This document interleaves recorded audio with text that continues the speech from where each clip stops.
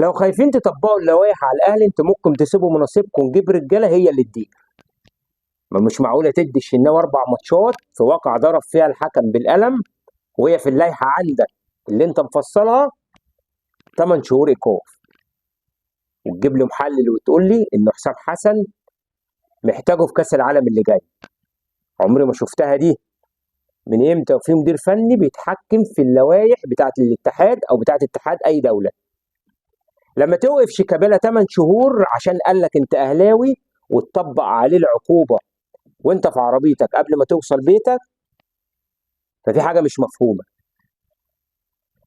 لما تتغاضى عن لاعب ضرب زميله بالقلم وسبله بالدين وخد سنه حبس مع ايقاف التنفيذ، يبقى انت مش مظبوط.